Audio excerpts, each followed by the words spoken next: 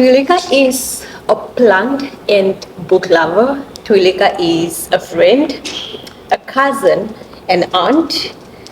Twilika is a public policy graduate student, and Twilika is also a rape survivor and a young person living positively with HIV and who has to fight to exist in a society where stigma and discrimination is still so real and alive. As much as my coming out was to liberate myself, above everything else is to help change the narrative about HIV and AIDS in our society.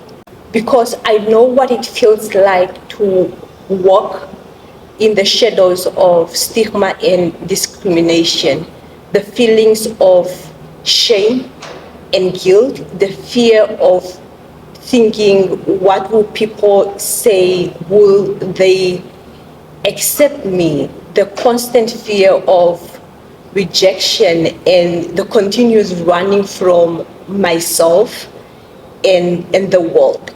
And as much as I'm outspoken about my HIV status now, I'm fearless, more audacious, I still get scared. I sometimes get into places, rooms and spaces, and will scan the spaces to see how safe it is to say, hey, I'm Twilika Elias and I am HIV positive, because I just don't know how I'll be received. And that goes to show how much work we still have to do in terms of changing the narrative and breaking the stigma about HIV.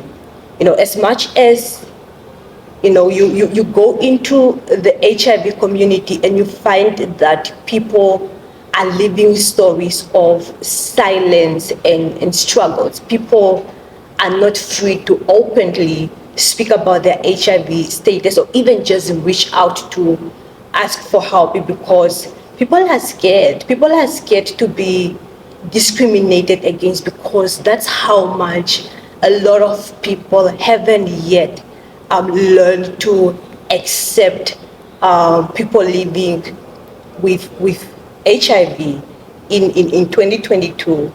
And you get to see and experience how people want to live out their potential but can't because of the fear of being rejected. My journey of coming to the US have allowed me to see and experience the barriers that's preventing people living with HIV from studying abroad or taking up opportunities, might it be work or any other form of opportunity outside their country's borders. And this is a silent policy issue that needs to be talked about more on a global scale, because people are denied scholarships simply because they are HIV positive.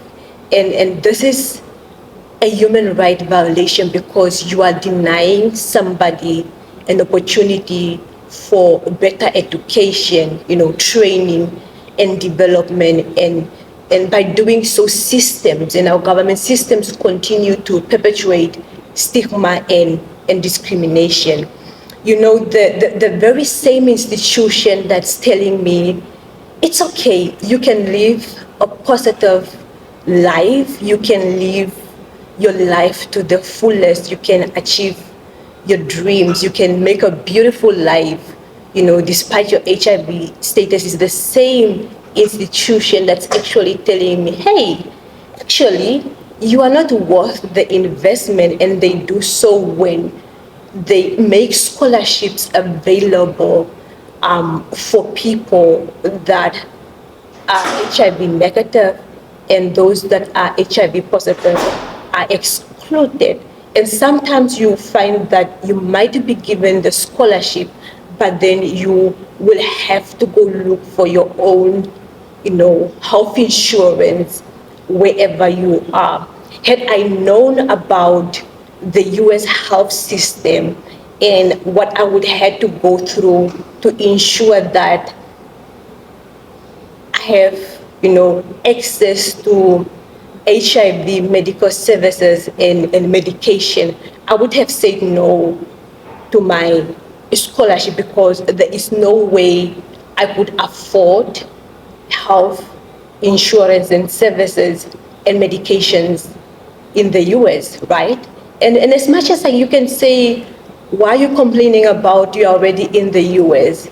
When I said yes to my scholarship, knowing very well that it wasn't going to offer me health insurance in that aspect, I think I believe so much that anything is possible and that my dreams are valid. And my plan was basically to, import medications from Namibia every 4 months. But I didn't take into consideration, the fact that I needed to see a doctor from time to time, And as much as I did it, not a lot of people are that audacious and bold to to go forward anyways. And we see it how young people say, no, I'm not going to go simply because of limitations like this. And it's not about the money. We do have the money. The issue is a lack of political will from our leaders.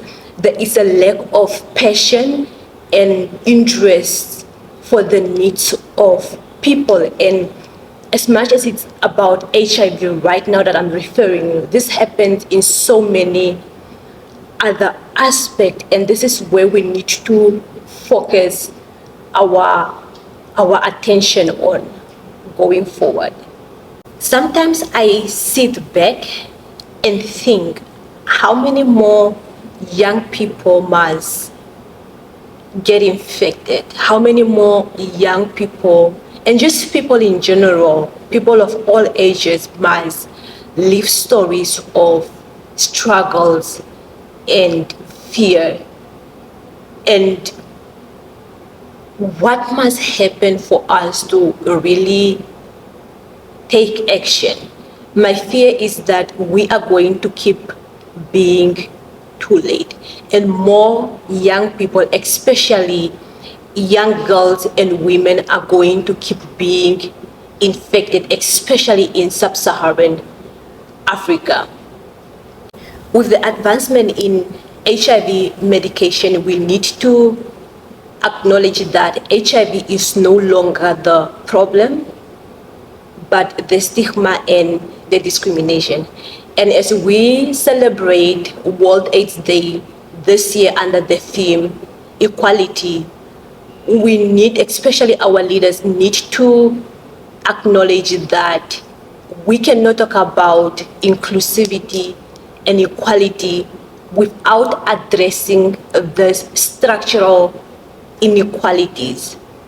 And our leaders have been making promises, but we know that inaction has always been the result. And that means that we need to go back to the drawing board and see what is our collection, what is our collective vision and mission when it comes to ending the HIV epidemic, right? We need to set a roadmap that ensures that stigma and discrimination is not the order of the day.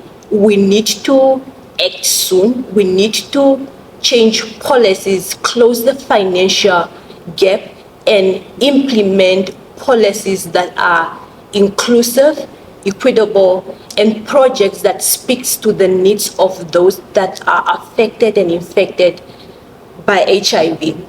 And when we set out this roadmap, when we start taking action, let's ensure that young people, especially those affected by HIV and infected by HIV, are also included in this negotiation, at the table, giving their opinions. Let our solutions be evidence-based, right? If we are to achieve any change, it will come from including young people in our discussions.